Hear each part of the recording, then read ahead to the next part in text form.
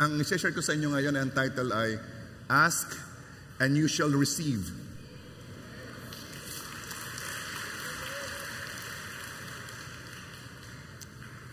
Okay.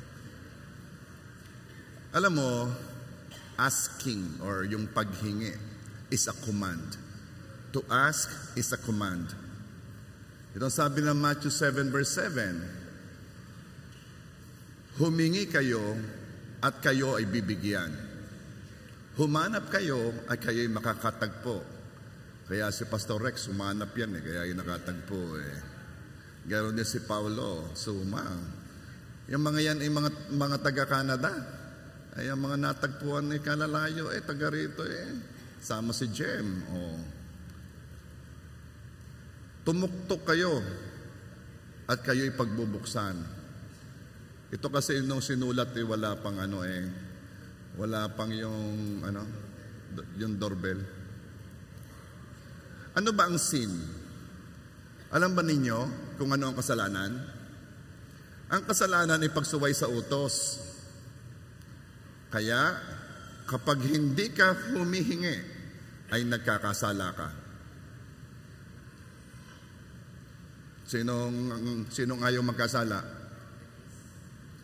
Then ikihihingi dahil inutusan kang humingi at ikaw ay bibigyan. Inutusan kang humingi kasi gusto ka ni Lord bigyan. Matthew 7 verse 7, humingi kayo at kayo bibigyan. Alam mo, pag nasa langit na, it will be very frustrating to know na kaya pala hindi ka tumanggap sa lupa ay dahil hindi ka lang humingi. James 4 verse 2, you do not have because you do not ask God. Alam mo, humingi kayo at kayo bibigyan. It implies na kung anong hinihingi ay siyang ibinibigay. Ako'y may bayaw itong si Roy, kapatid ni Pastora Melody. Nakatira yun sa New Jersey.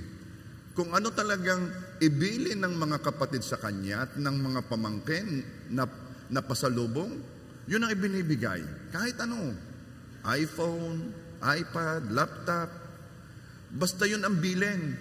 Yun nga ang dala. Ay paano po kung walang bilin? Siyempre, katulad ko, ako na may nahihiyang magbilin. Ako'y bayaw alam nga namang makikisabay ka sa bilin. Halimbawa, sabihin ko, ang akin ni Rolex, ha? Kung walang bilin, ay di t-shirt. Bakit? Walang bilin walang hiningi. Kaya, ang Diyos man ay ganon. Matthew 7 verse 9, which of you, if his son asks for bread, will give him a stone? And verse 10, or if he asks for a fish, will give him a snake? And verse 11, if you then, though you are evil, know how to give good gifts to your children, how much more will your Father in heaven give good gifts to those who ask Him? So, ang Diyos, kung anong hingin mo sa Kanya, yun ang ibibigay. Kung anong hingin, ayun ang ibinibigay as long as ito ay good, ayon sa pananaw ni Lord.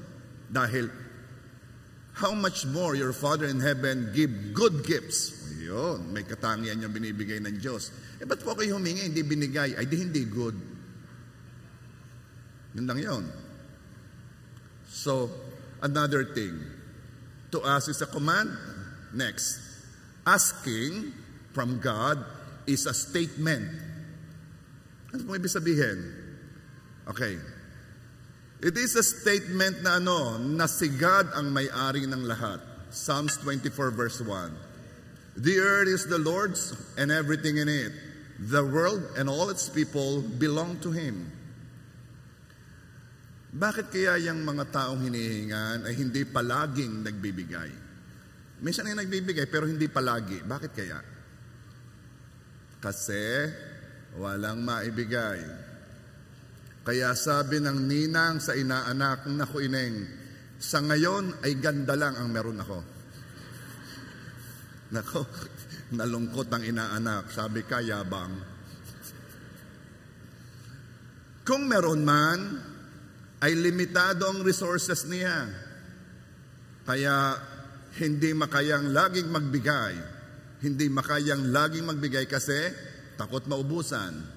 Yan ang pagkakaiba ng ating Diyos. Kapag sa Diyos ko humihingi, sinasabi mong ang Diyos ang may-ari ng lahat at hindi siya nauubusan. Kaya asking from God is a statement na ano pa? Ano pang statement, ano pang sinasabi mo pag ikay humihingi sa Diyos? Na ang Diyos ang provider. Asking is you taking your place as the receiver and giving God His rightful place as the giver and provider. Pag ikaw ang humihingi, nilalagay mo lang ang sarili mo sa tamang kalagyan. Na ano? Ikaw ang tagahingi. At inilalagay mo si Lord sa place where He should be. Na ano? Siya ang tagapagbigay. We are always the receiver and will never be the giver to God. Never. Laging tayo ang tatanggap. 1 Corinthians 4 verse 7 says, "For who makes you different from anyone else? What do you have that you did not receive? And if you did receive it, why do you boast as though you did not?" Tindi nito, ano? Ano kang pagkakaiba mo sa iba? Ano bang meron kang hindi mo tinanggap? At kung tinanggap mo yon, bakit kung ikaw ay dumiskarte, ay parang hindi mo tinanggap yon, parang yung sa iyo talaga nanggaling sa iyo. No. Everything you have ay tinanggap mo lang. Kaya tingnan ninyo ha, kung may ibinibigay ka para sa gawain ng Diyos, never think, huwag mong iisipin na kailangan nyo ng Diyos. Kaya iniiwasan ko yung pagsasabing ito'y kailangan natin para sa ganyan, kailangan natin. Well, kailangan ng church pero hindi kailangan ni Lord. Anong ibig mo sabihin, Pastor? Ito yan. Ang Diyos ang may-ari ng lahat. Paano niya kakailanganin ang Kanya? At sino ka para magbigay sa Diyos? Who are you? Para sabihin mo, I am giving to God. No, nagbibigay ka sa gawain. Ano po ibig sabihin? Look at this, Psalms 50 verse 9 to 12. I have no need of a bull from your stall or of goats from your pens. Si God ang nagsasalita. For every animal of the forest is mine and the cattle on 1,000 hills. I know every bird in the mountains and the insects in the fields are mine. And verse 12, if I were hungry, I would not tell you, for the world is mine and all that is in it. Wow. Sinasabi ng Diyos, ako'y walang kailangan sa inyo dahil akin ang mundo at lahat ng narito. Kaya naman, sa pagbibigay mo sa gawain ng Diyos, isipin mo na ang pagbibigay ay hindi para sa Diyos. Isipin mo na ang pagbibigay ay para sa iyo. Remember last Sunday, sinabi ko sa inyo, ang ginastos mo sa lupa, yan ay nawala. Ang inipon mo sa lupa, yan ay naiwan. Ang ibinigay mo, yun ang nadala. Kaya ang pagbibigay mo para sa gawain ng Diyos is for you. It's for your sake. Oh nako, tingnan mo sa pananaw ng Diyos. Sa halip isipin mo na ikaw ang may kailangan sa Diyos. Ang Diyos walang kailangan sa iyo. That's why asking from God is an expression of dependence. Anong ibig sabihin? Tuwing humihingi ka sa Panginoon, sinasabi mong, Lord, I can't, but you can. Panginoon, hindi ko kaya, pero kaya mo. That's why asking from God is putting God in His rightful place. Asking from God is putting yourself in the place where you should be. Na you are dependent upon God. Pag humihingi ka, Lord, di ko kaya pero kaya mo. Yun. Ano pang statement na sinasabi mo kapag humihingi ka kay Lord? Now you will understand kung bakit ang paghingi ay ginawang utos. Dahil ang paghingi sa Diyos gives glory to Him. Na ano pa? Ano pang statement ang sinasabi mo kapag humihingi ka sa Diyos? Na ang Diyos is the great I am. Siya yung I am. Ano ba yung I am?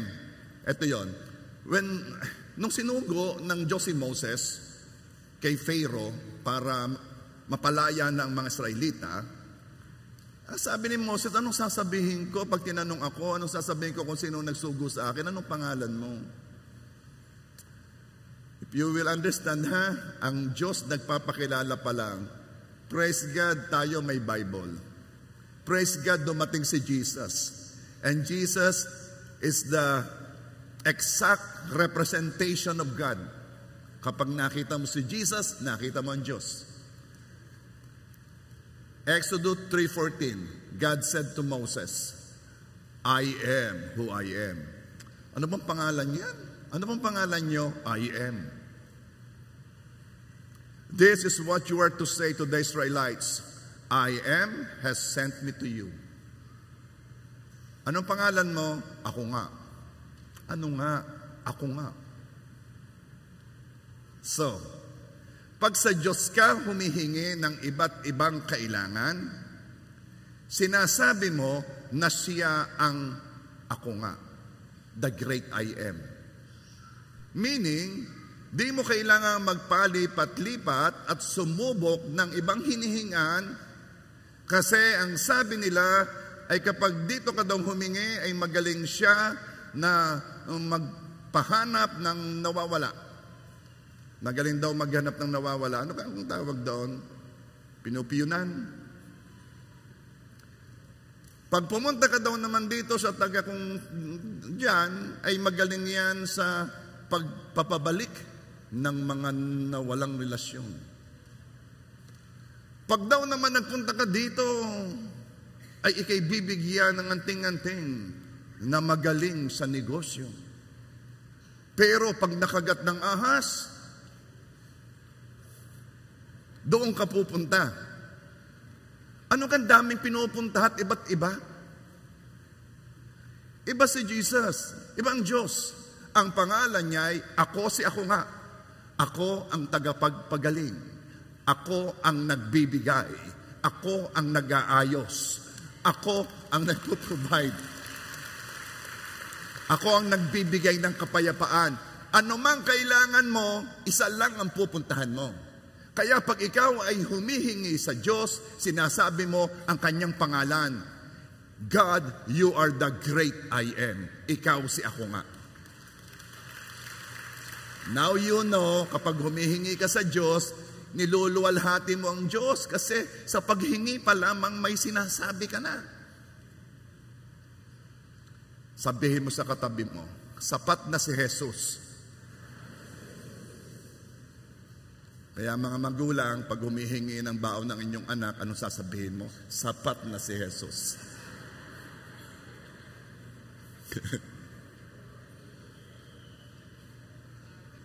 Di mo na kailangang umasa sa mga tradisyon.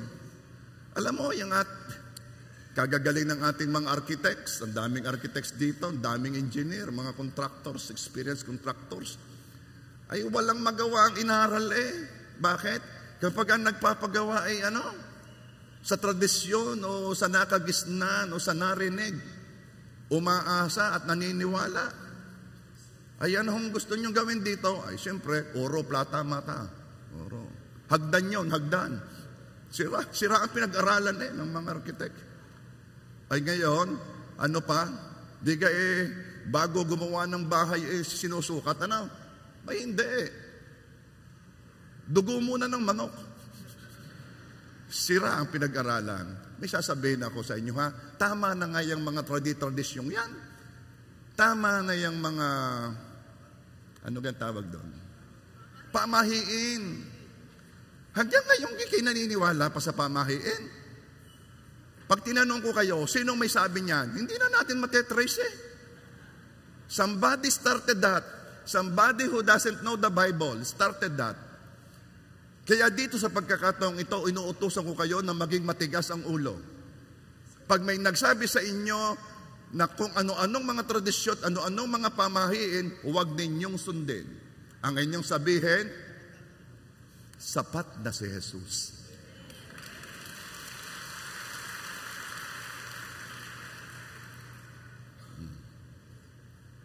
Bigyan mo nga ako, Bukal Eric, ng isang pamahiin. Huwag magwawali sa gabi. Ay, siyempre, baka di mo makita dumi. Ano pa? Isa pang pamahiin sa bandarin eh. O Sister Baby, alam kong walang pamahiin sa inyo. Magbigay ka nga ng isa. Wala ka maisip. O, ore. Huwag habang nakain ay huwag aalis. Kung aalis, iikot ang pinggan. Now, alam ko na kung bakit sa mga wedding hindi pinapaalis ang mga bisita na maaga. Yun pala yun, ano? Kayo, ginagawa ba ninyo yun? Dahil kahit saan ko isipin, walang ka-logic eh. Anong magagawa ng pagpapaikot ng pinggan?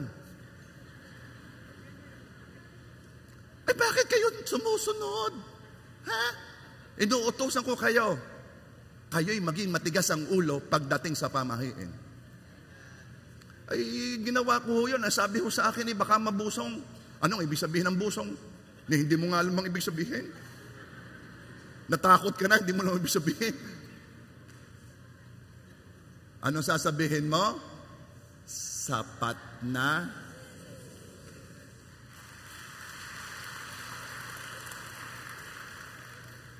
John 18:3. Alam mo ba na noong si Jesus ay kanilang dadakpin, dadakpin na, hindi naman kilala ng mga huhuli si Jesus, hindi kilala. So, itong istorya, John 18:3. So, Judas came to the garden. Si Judas kasi ang magtuturo guiding a detachment of soldiers and some officials from the chief priests and the Pharisees. They were carrying torches, lanterns, and weapons. Verse 4. Jesus, knowing all that was going to happen to him, went out and asked them, "Who is it you want?" Si Jesus baka nagtanong. Alam na ni Jesus na siya'y dadakpin. Siguro ipagayang-gayaan. Si Jesus na nagsabi, "Present." Oh, sino bang kailangan niyo? Parang ganun Akala kasi at that moment, akala nila makapangyarihan sila Hindi kailanman pwedeng patayin, dakpin si Jesus kung hindi siya payag. Verse 5, sabi nila, "Jesus of Nazareth," they replied. Anong sagot ni Jesus? "I am He," Jesus said. Alam mo ba yung sinabi niya? Yun yung sinabi sa Exodus Ano pong pangalan sasabihin ko sa inyo? I am. Sabi rin ni Jesus, I am He. Alam mo ba kung ano nangyari pagkasabi ni Jesus ng I am? John 18:6. When Jesus said, I am He, they drew back and fell to the ground. Bagsakan. Sinabi lang ni Jesus, I am, bagsakan. Paano mo uhulihin si Jesus kung hindi siya payag? Alam niyang, kailangan niyang bayaran ng kasalanan natin Kaya talagang parang nagpipresenta na siya, ako nga.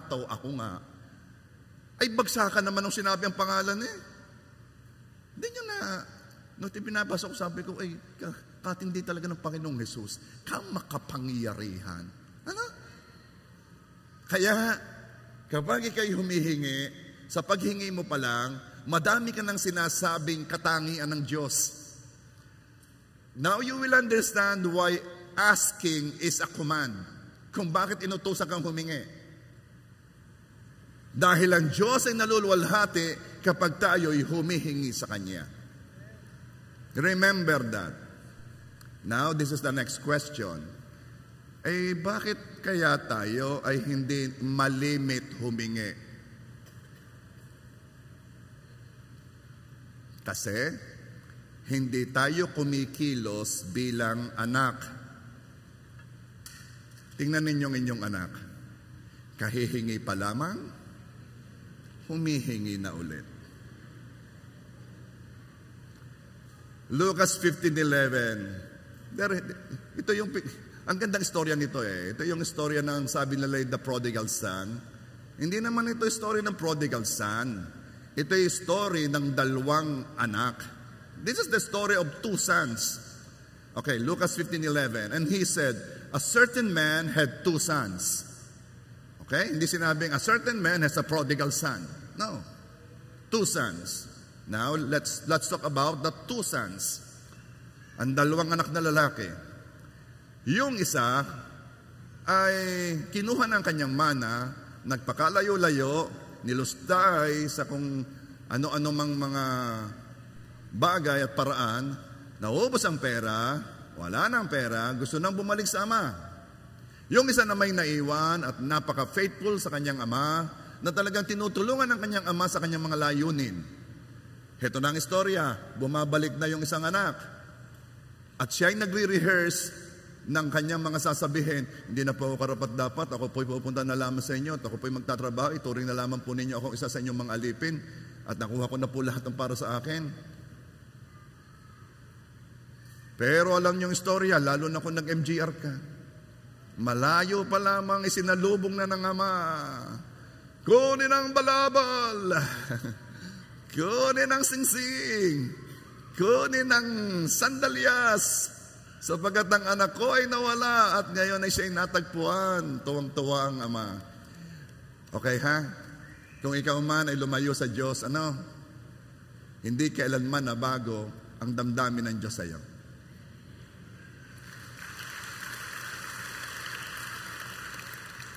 Kung gaano ko kakamahal ng Diyos, nung una, inyong relasyon, tapos ikay lumayo, pagbalik mo, yun pa rin ang uri, ang tindi ng pagmamahal ng Diyos sa iyo. Walang nabago. Alam mo naman kung nasaan si Lord, naroon siya kung saan mo siya iniwan. Naghihintay sa iyo. Kaya kung ikaw ay nandito at ikaw ay alam mong ikaw ay kinatok ng Panginoon at parang nagkakaroon ka ng desire na lumapit sa Kanya, ito na ang pag-ibig ng Diyos na kumikilos sa iyo. And welcome home. No?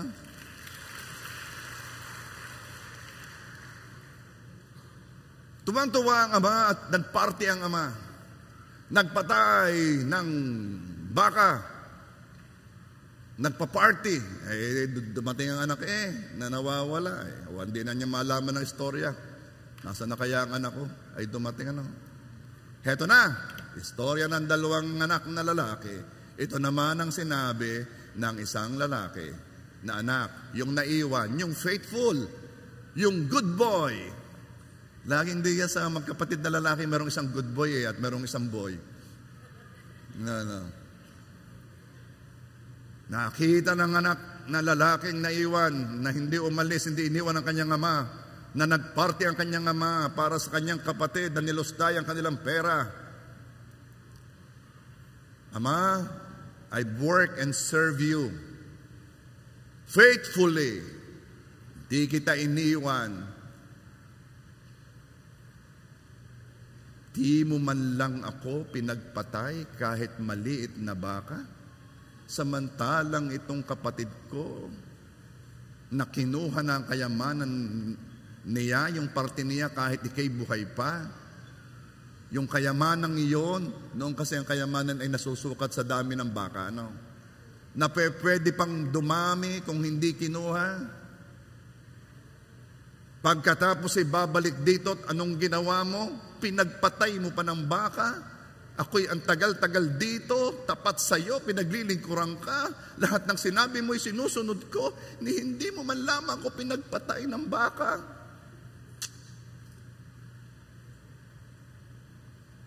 Itong sabi ng ama, lagi kitang kasama. Kung ano ang akin, iyon ay iyo. Bakit di mo sinabi?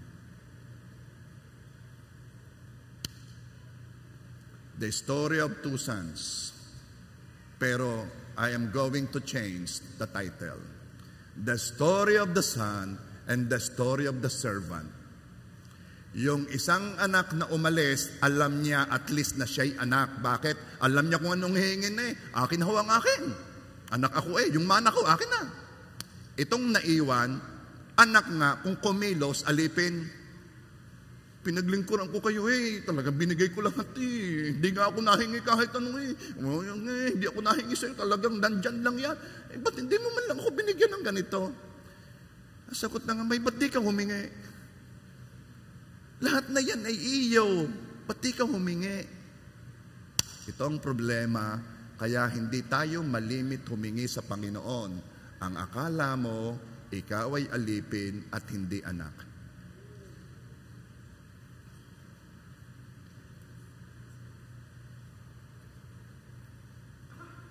Asking is an action of a person related to whom he is asking from.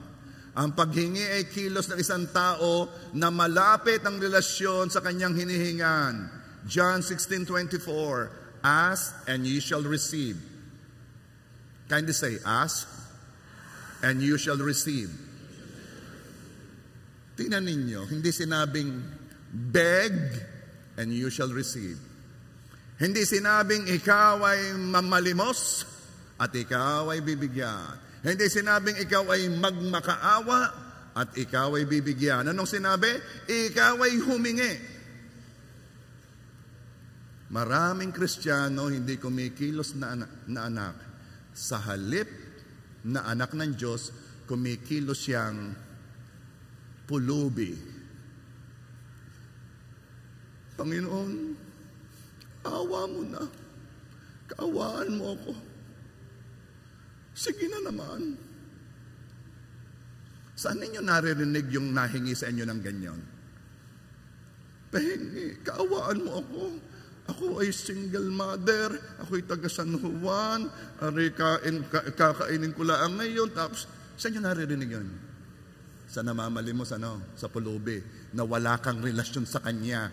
Kasi kung saan galing yung mga yan, minsan sa San Juan, minsan naman sa Imperson, San Pablo, ganyan,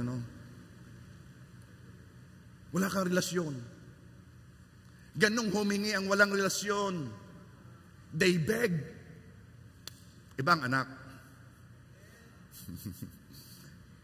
Tatay, pahingi! Yung nakuha na sa wallet. Nakuha na. Pahingi! Nariyan, nakuha ko na!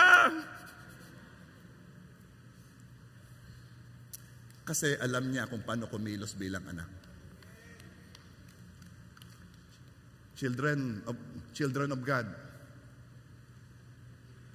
Inutusan kang humingi. Pag di ka humingi, nagkakasala ka. Wala akong kailangan ay di mahumingi ka para sa kapitbahay mo. Ang paghingi ay kilos ng tao may malapit na relasyon. Kaya kapag hindi malapit ang relasyon ng isang tao, merong hihingi ang isang tao, nung ginagawa niya, humahanap siya ng pator, ng baker. Sumasamahan mo naman ako kay Mayor. O di kikilala mo? Ay oo nga. Ay ako hindi kilala. Sumasamahan mo naman ako. Naghahanap siya ng mas malapit. Alam mo kaya tayo tinuruan ng paghingi tinuruan tayo ng prayer.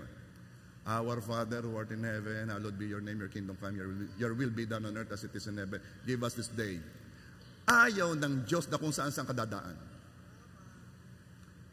Huwag kang dadaan sa kung sino mang sinabi nilang malapit sa Diyos, sapagkat iisa lamang ang daan patungo sa Diyos. Si Jesus lang. Diretso ka sa Ama sa ngalan ng Panginoong Hesus. Hindi mas malakas are. Dine sa tagapamagitan, mas malakas are. Kaya din ako lalapit. Walang katapusan na yung malakas na yan. At sino naman ang malakas din sa malakas? Ay, yung malakas sa malakas? Kaya sabi ni, humingi ka sa akin, diretso lang. Bakit? Ama mo ako. Hindi mo kailangang lumapit kung kanino, ikaw na ang pinakamalapit sa akin.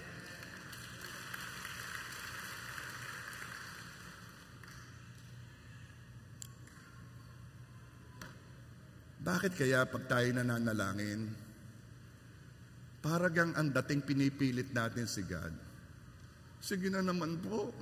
ito naman po gagamitin ko sa kabutihan. Pahingi po ako ng sasakyan at isasakay ko po dito yung ibang walang sasakyan pagpunta sa church. Bigyan po ninyo ako ng Land Cruiser. Ako naman. Ay, pag hindi nalaang humingi, kilala ka naman ng Diyos. At huwag mo nang daanin si Lord sa ganyan, alam niya ang iyong puso. Aba, ay ako'y may 2 apo, kakatuwa. Yung alam mo namang, yung isa'y hihingi, binigyan, yung isa'y meron din, kukunin din yung sa isa at ang kanya'y gusto rin. And then magpapaliwanag kung bakit. Mapapatawa ka naman sa paliwanag, talaga namang walang ka-logic. Ang gusto lang meron. Pagka ayaw sabihin gusto ko rin meron ako. Ano ka masama doon? Okay, dadalim pa tayo diyan. I'm just talking about relationship. Bottom line ay relationship. Bottom line. Kaya naman, bago tayo inutusang humingi, ay in-establish muna ng Diyos ang relasyon. This is how you should pray. This is the pattern. Ama namin, sumasalangit ka, and then bigyan mo kami ngayon. In-establish muna ni God ang relasyon. Know me as your Father. And then, saka ka humingi. Dahil kung hindi mo ko kilala bilang iyong Ama, kung ano-anong style ang gagawin mo sa paghingi. Kaawaan mo po ako. Ako po isang aba na inyong lingkod. Kaawaan po ninyo ako. Isa po akong basahan. At hindi ka maunawaan ng iyong Ama. Ano ang pinagsasabi nito? Remember, ang hinihingan mo ay ang iyong Ama. Sinong anak ang nagsabi sa Ama, Ama, sana po, pakainin ninyo ako araw-araw. Bigyan mo ako ng pagkain, sana po, sana. Anong nangyayari sa iyo, anak? Di kay simula nang magkaisip ka, ay ikaw ay nakain dito. Hindi ko na nga sinasabi na kukusa ka na. Bakit nagkaganyan ka ngayon? Remember, ang hinihingan mo yung iyong Ama. Kasi naman ang dami-dami na nating narinig kung bakit hindi dapat. Nalimutan na natin ang ating hinihingan ay ating Ama. Are you there? I just want to be simple. So kung maging simple lang, mamaya, you're too complicated na you don't even know what to do. Ano ka dapat? Dapat kaya ako'y luluhod? O dapat inakataas ang kamay? Ano ka dapat ang aking gagawin? At teka muna, ako muna hihingi ng tawad. Lord, patawad lahat ng ginawa ko, simula na ako isilang hanggang ngayon. Yan, siguro pwede na. Ang dami ng mga sunod-sunod. Nalimutan mo nang hinihingan mo yung iyong Ama. Nalimutan mo. Ang paghingi, alam mo kung ba't kaya inutusan ng Diyos humingi? Ang paghingi sa Kanya ay paglambing. Di kaya minsan meron ka naman kaya mo naman bumili. Yung gusto mo lumambing, kasarap sa KFC. Ganyan. Sarap talaga doon nung wrap, nung naka-wrap na. Kaya mo naman bumili, lumalambing ka. Ay ako'y chairman ng Town Satellite Network dito sa Batangas, yung mga pastor. Pag kami nagfe-fellowship, kami ay biruan ng biruan, ay minsan ako'y nahalambing ka. Sabi ko, kasarap ng kalderetang kambing. Gaya-gaya ko. Si chairman, abay, may nagdala nga kadami. 3 araw ko kinakain Dumating si Jolimer daw, pagdadrive yata si Ayan, hindi ko alukin baka mabawasan ng aking kaldereta. Sabi ko kay Jolie, nakakain ka na, no? Di kay gayo, pag ayaw mo pakainin, nakakain ka na, no? Babawasan mo ang kaldereta ko Pero alam mo, kumat ako binigyan, ako lumambing yan kami. Siyempre, nakakahiya naman hindi ha, pag kayo gagawin ninyo, babayadan ko yan ha. Siyempre naman. Gusto magbigay. And then I found out, yung palang paghingi, paglambing. Kailan ka na lumambing kay Father God? Mamaya ho, lalambingin ko. Lambingin mo nga yung katabi mo. Lambingin mo. Alam mo, ginawa nung isa, niyapos. Hindi. Hindi yun ang lambing na sinasabi ko. Hingan mo, lambing lang yon, lambing. Sabi nung isa, itinulak na yun. Okay. Kaya, alam mo, ang isa pang reason kung ba't hindi na tayo malimit humingi, ay ito Pastor, may mga hiningi po ako, hindi naman ibinigay. Baka naman nainip ka lang. Alam mo ba kung bakit minsan nagtatagal ang pagdating? Kasi gusto ni Father God na ikaw ay mag-pray pa sa Kanya. Bakit? God loves relationships. Gusto ng Diyos ang relasyon. At ito'y alam mo, napakatindi mong mag-pray kapag may hinihingi ka. Lalo na't yung hinihingi mo'y gustong gusto mo. Ibang prayer mo, diga, may paiyak-iyak ka pang nakaharap sa salmen. Lord, ano nangyayari pag ibinigay na sa'yo? Nababawasan na ang prayer. Kung may prayer, hindi passionate. Hindi katulad nung gustong-gusto mo. Kaya minsan nagtatagal Doon lang nakakaramdam si Lord ng passion sa'yo. Iba kang manalangin. Talagang hinahampas mo ang sahig. Lord, ipadala mo na.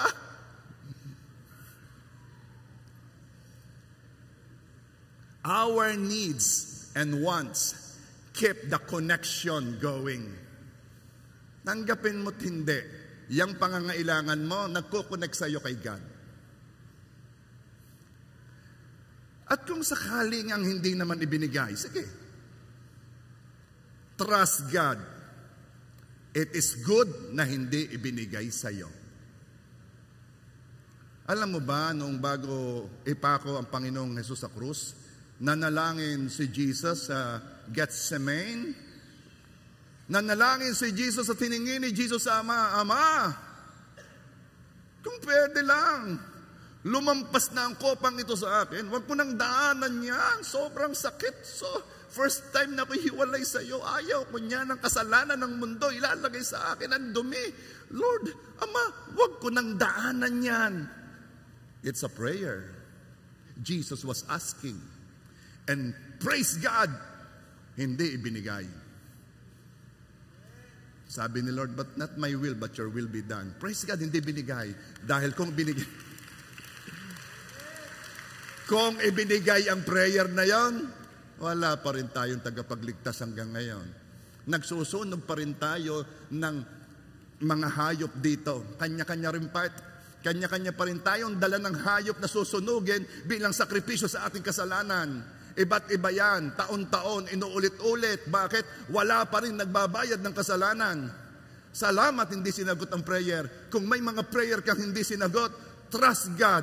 Because kapag yan ay nalaman mo na, maaaring dito sa langit, papasalamatan mo ang Diyos at sasabihin mo, salamat po't hindi nyo binigay.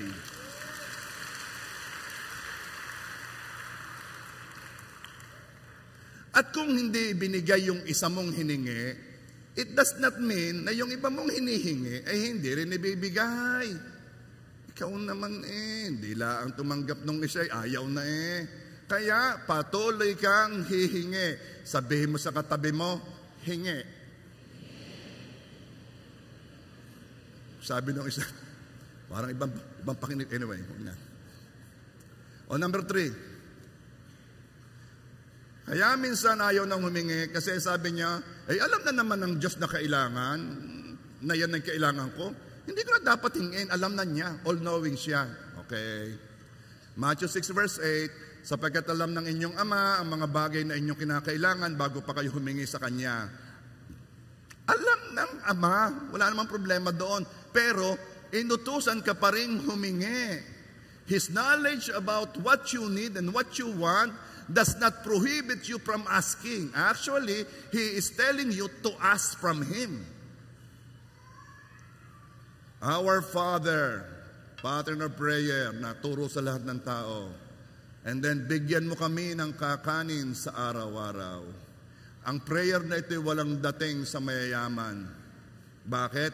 Ay meron na sila sa araw-araw. Hanggang sa sunod na taon, hanggang sa sunod na 10 taon, hanggang sa sunod na century, ay meron na silang pagkain araw-araw. So ano po yung pattern of prayer na yan? Kung ikaw ay tinuturo ang mag-pray, kasi ito'y turo sa lahat pero kung ikaw specifically tinuturo ang mag-pray, itinatama mo yan sa kailangan mo. So bigyan mo po kami nito. Ito po ang kailangan ko. At sinabi sa iyong araw-araw para ang koneksyon ay dire-diretso. Kaya sa paghingi mo, be specific. Be specific. Kung ano yung kailangan mo, yun ang hingin mo. Para pag dumating, alam mo na yan ay answered prayer. Amen ba? Ay, sige, sunod na pag-usapan natin. Okay pa ba kayo? Why are we not believing that we will receive? Bakit tayo ang paniwala natin hindi tayo tatanggap? Kaya minsan ayaw nang humingi. Kaya naman, kinukonvince pa natin si Lord sa ating paghingi. Lord, ito ibigay mo, ito naman ay gagamitin ko sa kabutihan. Ngayon. Itong reason, kasi akala ay ayaw ni Lord. Hindi mahingi dahil ang akala ay ayaw ni Lord. Kaya kung humihingi siya confused o hindi ka siya single-minded. At the back of his mind ay merong, ito kayo gusto ni Lord, itong hinihingi kong ito. And then, meron ka pang maririnig. Kung minsan, ikaw na magsasabi sa iyong sarili, yung hinihingi mo, yan ay kailangan ka talaga yan. Yung ay kailangan talaga. Alam mo yung question na yan? It's a very loaded question. Hindi lamang loaded, bias pa. Kasi yung question na yan suggests that when you don't need it, God won't give it. Or that you should not ask for it. Bakit bias? Kasi yung tanong na yan, yung kailangan ka talaga yan, ay paragang pag hindi kailangan, hindi ibibigay ni Lord. Yung bang ibig sabihin? Pag hindi kailangan, hindi ko na pwedeng hingin. At ang sabi pa nung isang narinig ko, sabi, ang tinurong prayer ay, give us this day our daily need. Hindi sinabing, give us this day our daily greed. Ano?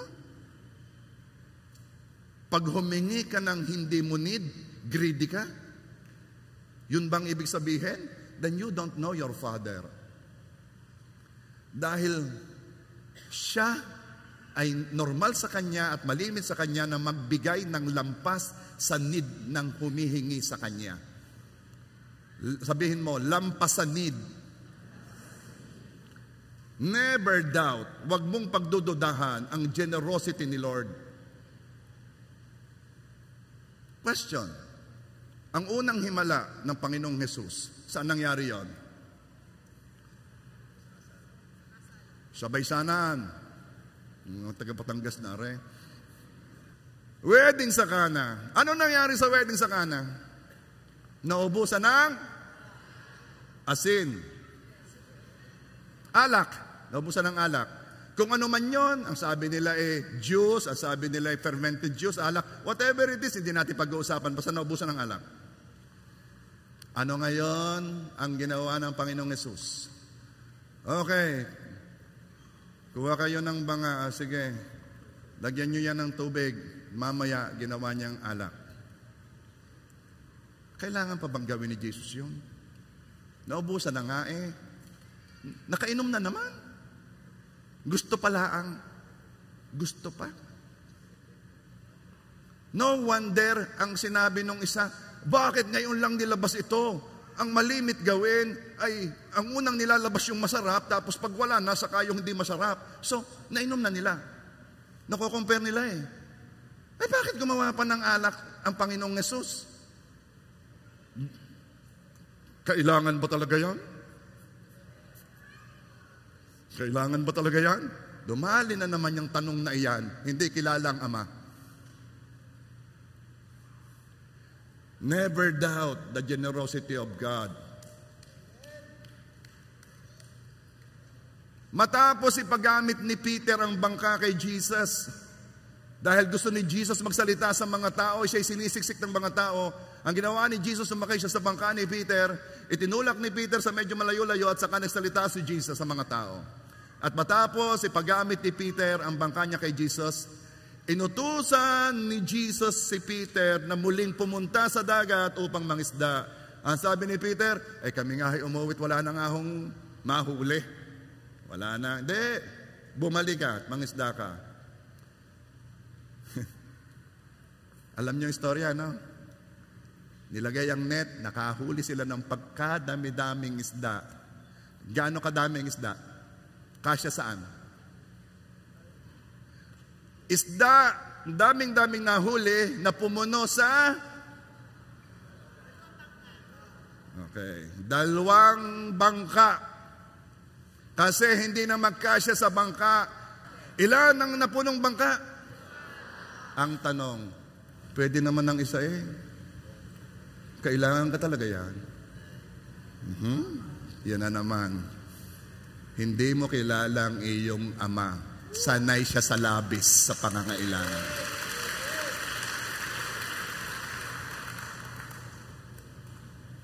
Romans 8:32. Siya na hindi pinagkait ang kanyang sariling anak, kundi binigay dahil sa ating lahat. Bakit naman hindi ibibigay sa atin ng walang bayad ang lahat ng mga bagay? Ito na lamang lagi ninyong sabihin, sauluhin ninyo, i-memorize ninyo, tuwing kayo hihingi, basahin ninyo yan. Hindi ipinagkait ang sariling anak, ay ikaw paganaman. Ano paganaman ng gusto? Noong sinabi ni God na kanya nang wawasakin ng Sodom, dahil sa sobrang kasamaan nito, nag-pray si Abraham. At alam ni Abraham ang tayo niya sa Panginoon, may covenant sila. At nag-pray si Abraham at nakipaghagal si Abraham sa Diyos. Ang sabi ni Abraham,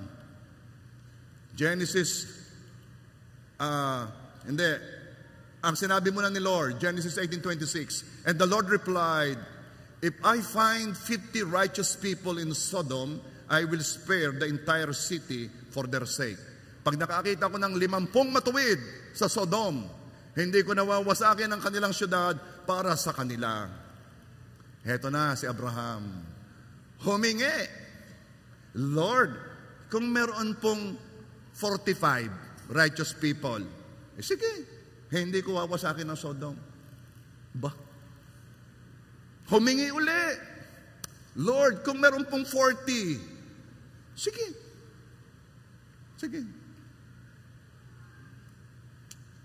Pero si Abraham, humirit pa. Lord, kung 30. Sige. Sunod-sunod ang hingi, At sunod-sunod ang payag ni Lord. Amen ba? Akala mo, tumigil si Abraham, Lord, wag ng 30. Kung 20. Sige. Hindi ko wawasakin ng Sodom. Oops, Lord. 10 kaya, 10. Sige. At tumigil na si Abraham ng paghingi. Ba't kaya tumigil si Abraham? Baka naman nung nahihiya na, sunod-sunod ng hingi Or baka naman ang alam niya sa 10 matuwid makakakita siya. Kung ano man ang reason, ito ang aking point. Basahin ko muna sa inyo Genesis 18:32. Finally, Abraham said, Lord, please don't be angry with me if I speak one more time. Suppose only 10 are found there. And the Lord replied, then I will not destroy it for the sake of the 10. At tumigil na si Abraham ng paghingi. Genesis 18:33. When the Lord had finished his conversation with Abraham, he went on his way, and Abraham returned to his tent. Alam niyo istorya, hindi nakatagpo ng 10 si Abraham. Kaya pinalikas niya sinalot yung pamilya at winasak ng Diyos ang Sodom. Ang question na ito, hindi ba napansin niya na pag siya'y humihingi, ibinibigay? Hindi ba napansin ni Abraham, nung siya'y tumigil ng paghingi, saka wala ng sagot? Church, We limit God by our lack of prayer. We limit the supply by the lack of prayer. Kaya ikaw ay kulang, ay tumigil ka na ng paghingi. You have not because you ask not. Sa halip na humingi at magkaroon ng kapayapaan, mas gusto pang mag-worry. Idaan sa man's effort, idaan sa laman, magparinig, maghanap ng tatawagan, hihingi ng tulong dito, doon, diyan. Ipe-pressure ang mga tao, ang kanyang mga pamilya, kamag-anak, tulungan niyo ako. Mag-isip ng buong gabi kung anong gagawin kaysa manalangin. Mas gusto pang umasa sa tao, sa mga taong limitado, kaysa sa Diyos na puno ng wisdom and knowledge. Alam mo ba ang sikreto ng mundong ito? Alam mo ba yung matinding biyaya ng mundong ito sa isang tao? Ang biyaya ng Diyos, idea. Minsan, ang Diyos ay nagbibigay lang ng idea at mamaya solve ang problema. You have not because you ask not. Bakit hindi kaya naniniwalang tatanggap? Malapit na akong matapos. Akala ay mahirap sa Diyos. Size is relative. Anong ibig sabihin? Ang malaki sa iyo, hindi malaki sa Kanya. Yung hinihingi mong ikahirap na hirap at baka hindi ibigay, yung isang humihingi ay ayaw nang hingin kasi napakaliit. Ang size ay relative. At kung inyong natatandaan ang sabi ko sa inyo noon, kung ikaw ay mananampalataya ka sa hindi mo kaya, bakit ka pa mananampalataya kung kaya mo? Kaya hindi humihingi akala'y mahirap para sa Diyos. No. There is nothing impossible sa Panginoon. Kaya humingi tayo ng malaking church. Ang building ay madali. Ang hiningi ko noon ay yung pupuno sa malaking building na church. At ang Diyos ay nagdagdag ng pananampalataya sa akin para mahingi yon. Yung malaki sa iyo, yon ang hingin mo. Daon ka mananampalataya, and we all know that no one, and it is impossible to please God without faith. Huwag kakalimutan, sabi ni Lord, my thoughts are not your thoughts. Ang takbo ng isip ko, hindi yun ang takbo ng isip mo. Philippians 4:19, but my God shall supply all your need according to His riches and glory by Christ Jesus.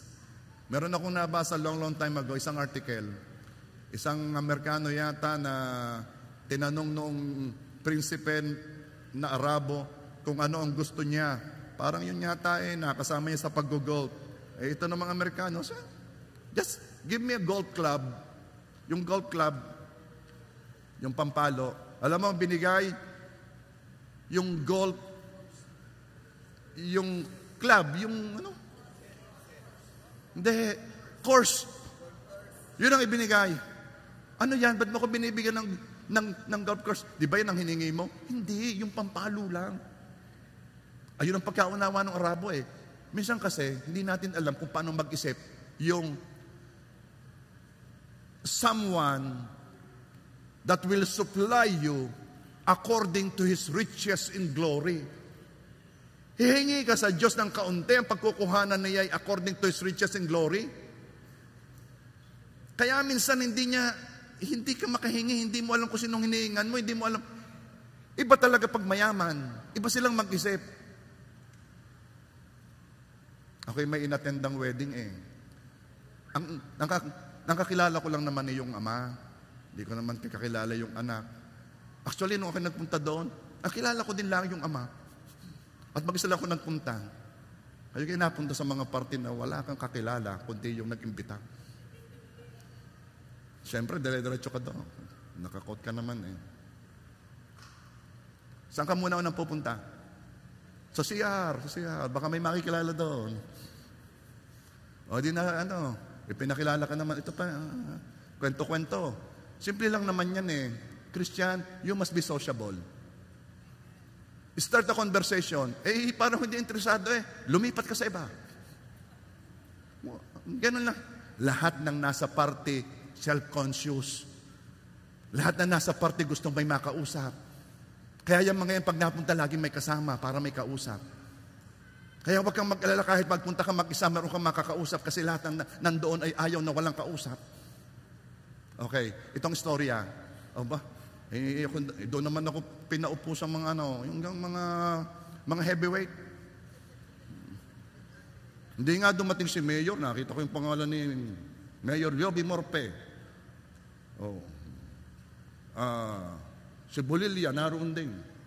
Naroon din si Congressman Edwin Garjola. Hindi, Ninong pala. Hindi naman dumating. Ang nandoon yung mas matitindi, kami. Tsaka yung si TJ Moland, yung nandoon. Tsaka yung, anong ngalan? Sige, nagkasundo tayo. JT Moland, tsaka si Narsing. Alam si Narsing? Kami lang ako nagkakakilala din. Hindi kwento ng kwento, madalit sabi, ay di magpapapicture. Alam ka niyo pag magpapapicture na doon sa kinasalan, yun na yung time na yung sobre mo ay ibibigay mo. Pag wala kang ibibigay, huwag kang magpapicture. Okay. Ito nangyari. Puntahan doon.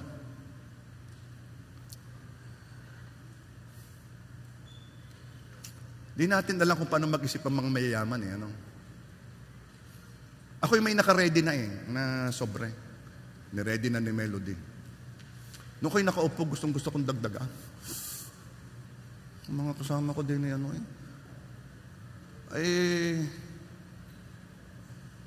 tapos, nung kami nagpa-picture na, eto na, nag-abutan, ano kang kakapal ng mga sobre? Ang kakapal. Ay sila na may magkakaano Ang kilala ko nga lang yung ama.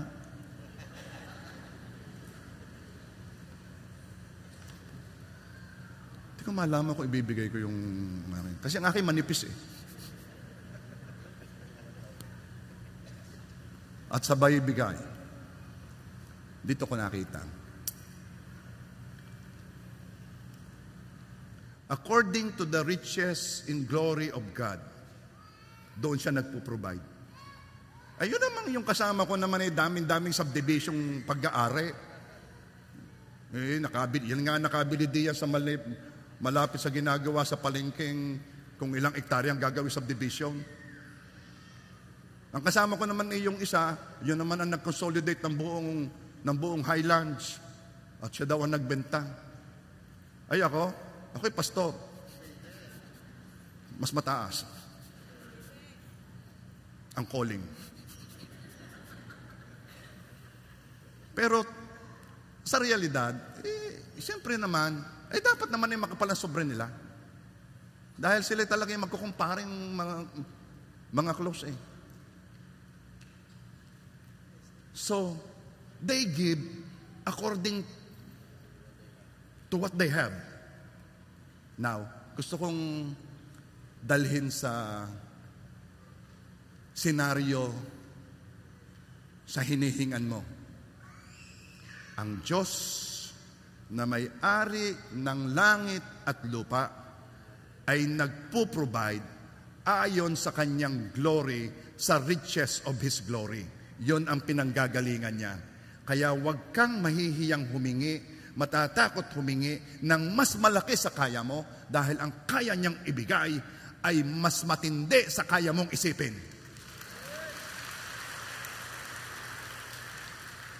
Philippians 4:19. Philippians. Sabay-sabay nga natin sabihin. 1, 2, 3, go.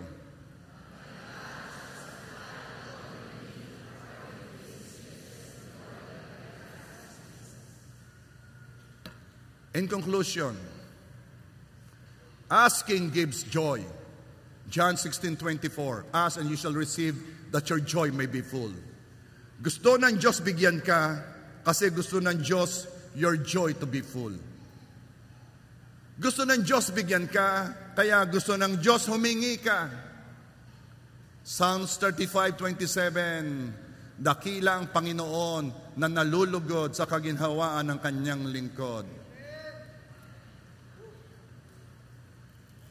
Magugulat ka sa description ng Bible sa mabuting tao. Ang alam ko, ang mabuting tao, yung mabait, kind, compassionate, magugulat ka sa description ng Bible. Proverbs 13:22, ang mabuting tao ay nag-iiwan ng mana sa anak ng kanyang anak. Nag-iiwan ng mana sa apo. Ay para mangyari yan, kailangan mong humingi sa Diyos. Are you there? Huwag kang mahiya kung gusto mo na ngayon. Bakit? Siya ang nagturo nito. Bigyan mo kami ngayon. Bakit kaya hindi niya sinabing bigyan mo kami ng aming kakanin sa araw-araw? Bakit na sinama pa yung ngayon? Ibig sabihin, pwede kang humingi ngayon. Now. Kaya pala sabi ng Psalms 118:25, save now, I beseech thee, O Lord, I beseech thee, send now prosperity.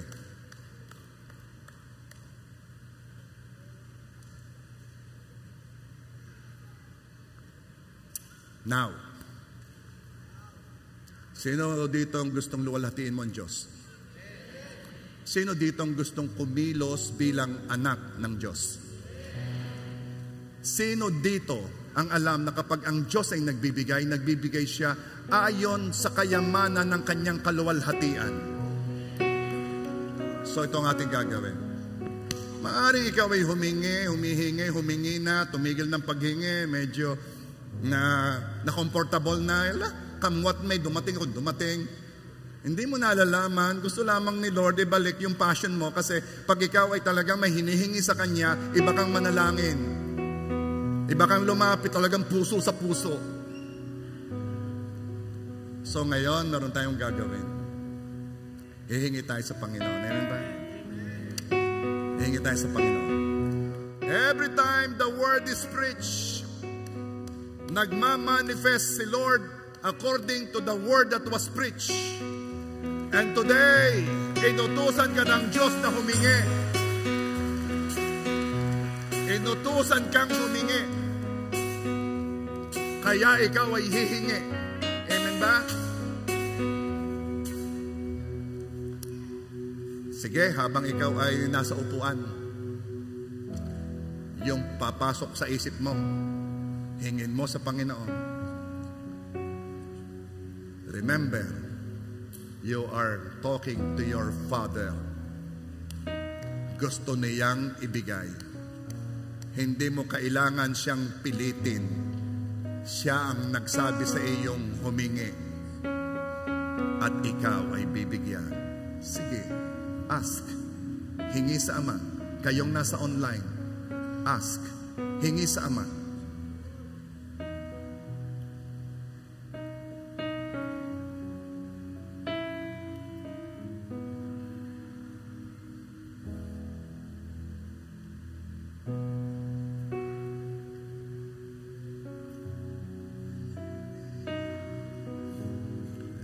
Humingi ka para sa sarili mo.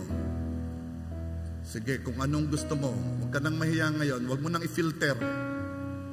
Ang hinihingan mo yung iyong Ama. Alam naman niya ang puso mo. Just say it.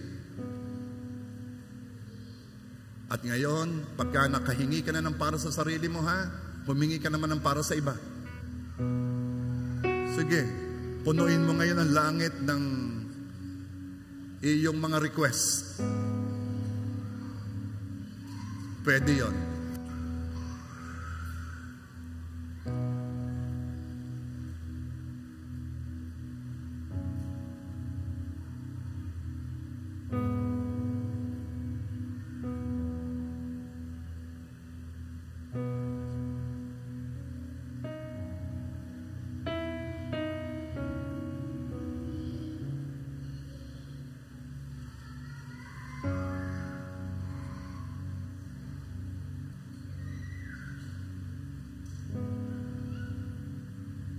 stand up now?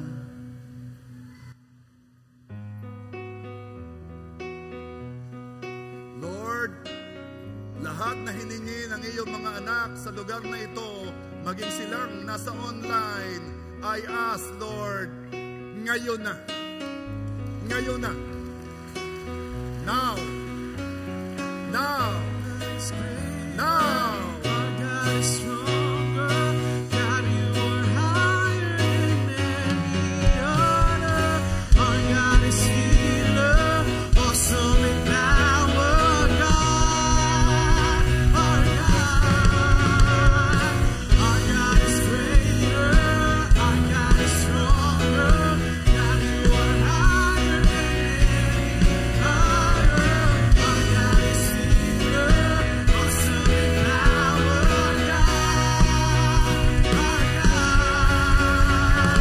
Our God is greater. Our God is stronger. God, you are higher than any other. Our God is healer, awesome in power. And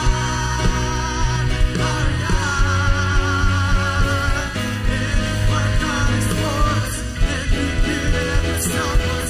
And if our God is with us, then what can stand against? And if our God is for us, then who could ever stop us? And if our God is with us, then what can stand against? And if our God is for us, then who could ever stop us? And if our God is with us, then what can stand against? And if our God is for us, then who could ever stop us? And if our God is with us, then what can stand against? Alam mo ba pananampalataya? Ang pananampalataya ay kumikilos na tinanggap na niya ang hiningi niya. Mukha pa lamang niya, halata na tinanggap na niya ang hiningi niya ngayon. Kaya pag kinanta mo ito, kakanta ka na tinanggap mo na. Amen ba? Our God is greater, our God is stronger. God, you are higher than any other. Our God is healer, awesome in power. Our God is greater, our God is stronger. God, you are higher than any other.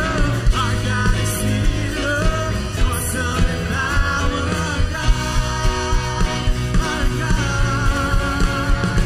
Our God is greater, our God is stronger. God, you are higher than any other. Our God is healer, awesome in power.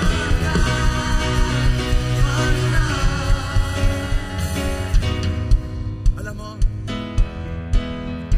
nakikilala si God dahil sa kanyang provision. Meron isang pangyayari, ito yung nasa John 21 verse 4 and 7. Let me read it to you, ha? Early in the morning, Jesus stood on the shore, but the disciples did not realize that it was Jesus. Nakaupo si Jesus doon sa pangpang, pero hindi kilala ng mga disipulong yun ay si Jesus.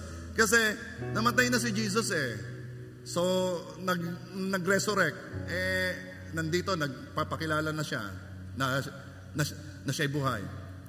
And then, Jesus called out to them, "Friends, haven't you any fish?" Kaibigan, may isda na ba kayong nahuli? Ang sagot ni na Peter at ni John, wala. John 21:6. He said, "Throw your net on the right side of the boat and you will find some." Ginawa naman nila. When they did, they were unable to hold the net in because of the large number of fish.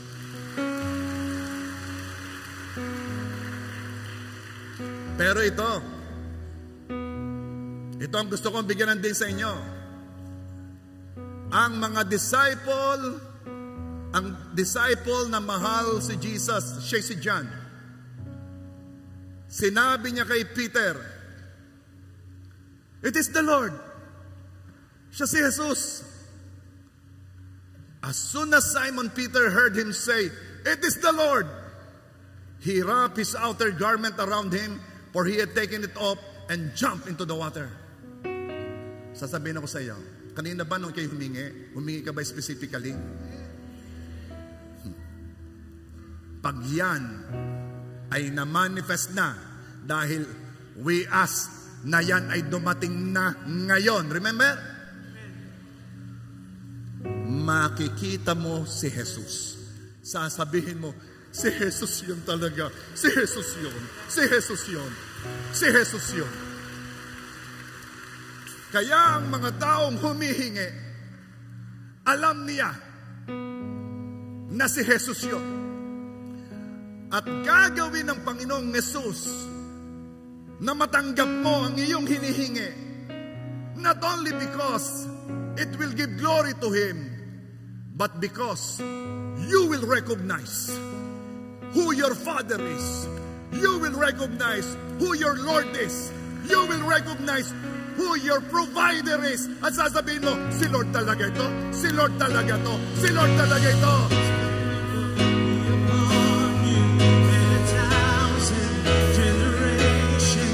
Si Lord talaga ito. Si Lord talaga ito.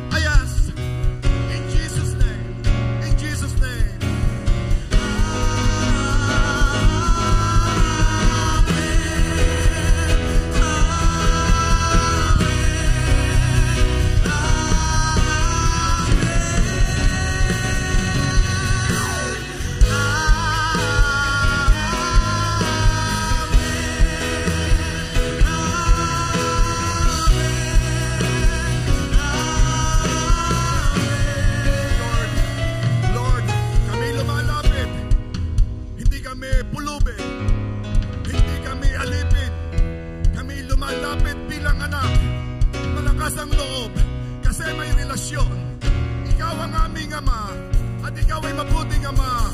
Ikaw ang giver. We are the receiver. Ikaw ang provider. Kami ang tumatanggap. At ikaw'y nagkakaloob. Galing sa kayamanan ng iyong kaluwalhatian. Kaya Ama, salamat sa bawat isa na tumanggap ng kanilang hiniling. Salamat Ama.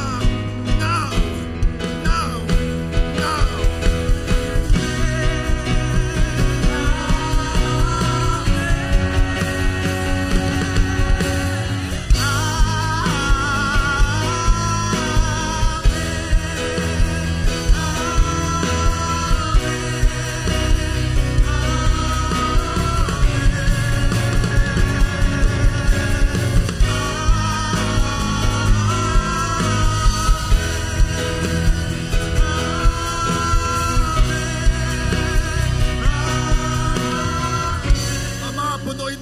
Pananampalataya.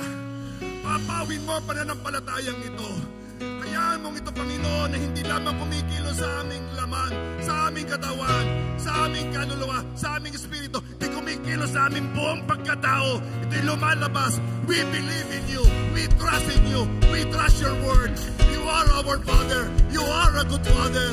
Salamat po, Lord God. Gusto mong bigyan. Gusto mong ibigay. Kaya inutusan mo kaming humingi. Salamat Ama. And now I declare in the name of Jesus na ngayon mo tinanggap. Ngayon mo tinanggap. Ngayon mo tinanggap. Kanino yun? Kanino yun? Kanino yun?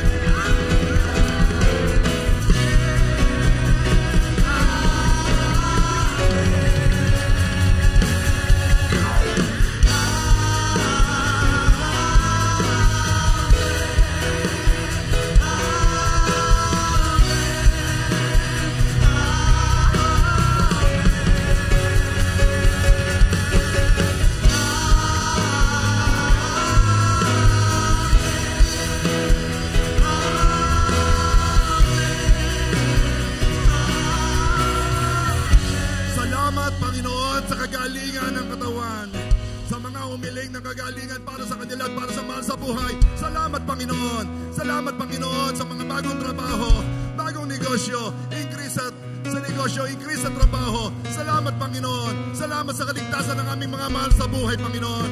Salamat po Lord God sa relationships, Panginoon. Salamat po Lord God sa pagpapadala na ng mga tao na kung saan itidalaga mo sa bawat isa. Salamat Panginoon sapagkat pinayanan mo na ang aming mga utang. Salamat Panginoon sa iyong pag-iingat sa aming mga mahal sa buhay. Salamat Lord God sa kaligtasan ng aming anak, ng aming apo, ng aming kapatid, ng aming magulang, ng aming kamag-anak. Salamat Panginoon sa mga kasagutan sa panalangin mo. Salamat po Lord God sa victory. Salamat po Lord God sa connection. Salamat po Lord God sa lakas ng katawan. Salamat, salamat, salamat, salamat. Oh Lord God, you are good. You are good. You are good.